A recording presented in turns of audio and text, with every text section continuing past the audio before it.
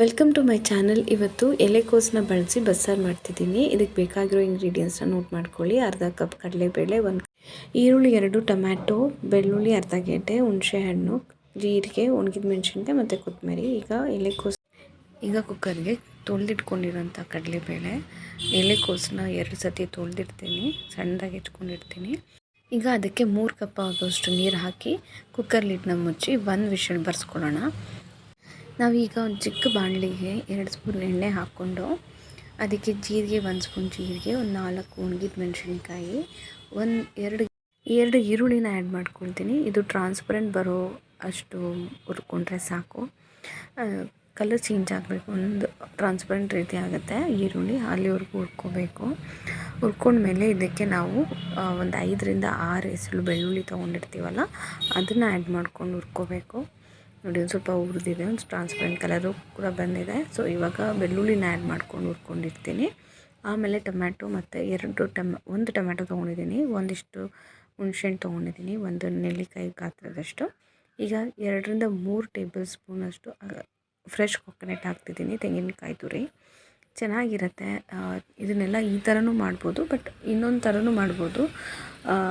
ಸುಟ್ಟಿದ ಈರುಳ್ಳಿ ಮತ್ತು ಸುಟ್ಟಿದ ಬೆಳ್ಳುಳ್ಳಿಯಿಂದನೂ ಮಾಡ್ತಾರೆ, ಬಟ್ ಈ ಥರನೂ ಮಾಡಿದ್ರೆ ಚೆನ್ನಾಗಿರುತ್ತೆ.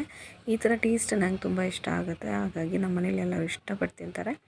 ಹಾಗಾಗಿ ನನಗೆ ಈ ಥರ ಮಾಡ್ಕೊಳ್ತೀನಿ. ಹುರ್ಕೊಂಡೆಲ್ಲ ಆದಮೇಲೆ ಫೈನಲಾಗಿ ನಾವು ಒಂದು ಅರ್ಧ ಲೋಟದಷ್ಟು ನೀರು ಹಾಕ್ಕೊಂಡು ಅದನ್ನು ಆ ಮಸಾಲೆನೆಲ್ಲ ಚೆನ್ನಾಗಿ ಹುರ್ಕೋಬೇಕು. ಹುರ್ಕೊಂಡ್ಮೇಲೆ ಅದನ್ನು ನೋಡಿ, ಮೀನ್ವೈಲ್ ನಾನೇನು ಮಾಡ್ತೀನಿ, ಒಂದು ಪಾತ್ರೆಗೆ ಸಾಸಿವೆ, ಜೀರಿಗೆ ಮತ್ತು ಒಣಗಿದ ಮೆಣಸಿನ್ಕಾಯಿ ಎಲ್ಲ, ಹಿಂಗು, ಕರಿಬೇವೆಲ್ಲ ಹಾಕಿ ಒಗ್ಗರಣೆ ಹಾಕ್ಕೊಳ್ತಾ ಇದ್ದೀನಿ. ಆಗಲೇ ಹುರ್ಕೊಂಡಿರ್ತೀನಲ್ಲ ಅದನ್ನು ನೀಟಾಗಿ ನಾನು ರುಬ್ಕೊಂಡಿರ್ತೀನಿ. ನುಣ್ಣಗೆ ರುಬ್ಕೊಂಡ್ರೆ ಚೆನ್ನಾಗಿರುತ್ತೆ. ನುಣ್ಣಗೆ ರುಬ್ಕೊಳ್ಳಿ.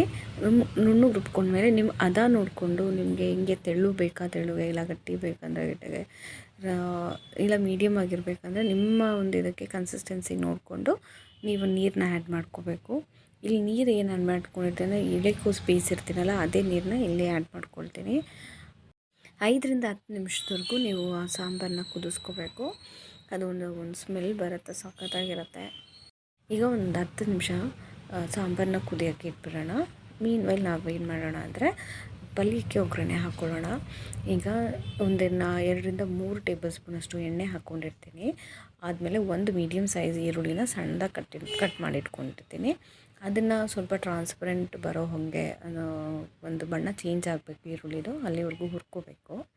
ಹುರ್ಕೊಂಡ್ಮೇಲೆ ಇದಕ್ಕೆ ನಾವು ಒಣಗಿದ ಮೆಣಸಿನ್ಕಾಯಿ, ಆಮೇಲೆ ಜಜ್ಜಿರೋಂಥ ಬೆಳ್ಳುಳ್ಳಿ, ಕರಿಬೇವಿನ ಸೊಪ್ಪು, ಅರಿಶಿನ ಎಲ್ಲನೂ ಆ್ಯಡ್ ಮಾಡಿ, ಕಾಯಿ ತುರಿ ಕೂಡ ಆ್ಯಡ್ ಮಾಡಿಬಿಟ್ಟು ಅದು ಒಗ್ಗರಣೆಯಲ್ಲೇ ಸ್ವಲ್ಪ ಬಾಡಿಸ್ಕೋಬೇಕು.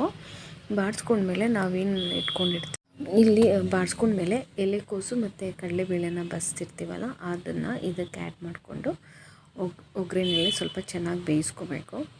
ತರಕಾರಿ ಪಲ್ಯಕ್ಕೆ ನೀವು ತೆಂಗಿನಕಾಯಿ ತುರಿ ಹಾಕಿದಷ್ಟು ಎಷ್ಟು ಚೆನ್ನಾಗಿರುತ್ತೆ ಅಂದರೆ, ನೀವು ನೋಡಿ, ತರಕಾರಿಗಳಿಗೆ ಕಾಯಿ ತುರಿ ಹಾಕಿದ್ರೆ ಅದರ ಒಂದು ಟೇಸ್ಟ್ ಎನ್ಹ್ಯಾನ್ಸ್ ಆಗುತ್ತೆ. ಹಾಗೆ ಹೆಲ್ದಿ ಕೂಡ, ಗುಡ್ ಫ್ಯಾಟ್ಸ್ ಇರುತ್ತೆ. ಸೊ ನಾವು ಇಲ್ಲಿ ಕಾಯಿ ತುರಿನ ನೀವು ಎಷ್ಟು ಹಾಕ್ತೀರೋ ಅಷ್ಟು ಒಳ್ಳೆಯದು. ಸೊ ನಾನು ಇಲ್ಲಿ ಅರ್ಧ ಕಪ್ ಆಗೋಷ್ಟು ಕಾಯಿ ತುರಿ ಹಾಕ್ಕೊಂಡಿದ್ದೀನಿ.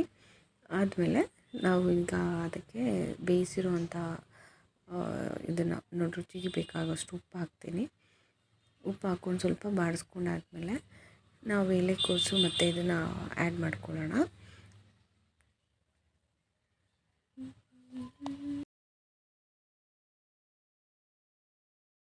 ಈಗ ನೋಡಿ, ಎಲೆಕೋಸು ಮತ್ತು ಕಡಲೆಬೇಳೆನ ಆ್ಯಡ್ ಮಾಡಿರ್ತೀನಲ್ಲ ಅದನ್ನು ಇದಕ್ಕೆ ಹಾಕ್ಕೊಂಡು ಚೆನ್ನಾಗಿ ಮಿಕ್ಸ್ ಕೊಡಬೇಕು.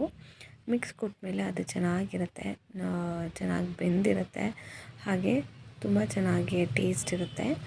ಟ್ರೈ ಮಾಡಿ, ನಿಮ್ಮ ಮನೆಯಲ್ಲೂ ಈ ಥರ ಬಸ್ಸಾರು ಮಾಡೋದಕ್ಕೆ ಚೆನ್ನಾಗಿ ಬರುತ್ತೆ. ಟ್ರೈ ಮಾಡಿದ್ಮೇಲೆ ಕಮೆಂಟ್ ಮಾಡಿ, ಲೈಕ್ ಮಾಡಿ, ಸಬ್ಸ್ಕ್ರೈಬ್ ಮಾಡಿ. ಲಾಸ್ಟ್ ಕೊತ್ತಂಬರಿ ಹಾಕ್ತಿದ್ದೀನಿ. ಕೊತ್ತಂಬರಿ ಹಾಕಿದ್ಮೇಲೆ ಇನ್ನೊಂದು ಮಿಕ್ಸ್ ಕೊಟ್ಟು ಒಂದು 5 ನಿಮಿಷ ಸಿಮ್ಮಲ್ಲಿಟ್ಟು ಅದನ್ನು ಬೇಯಿಸ್ಕೊಳ್ತೀನಿ. ಈಗ ಎಲೆಕೋಸು ಪಲ್ಯ ಕೂಡ ರೆಡಿಯಾಗಿದೆ.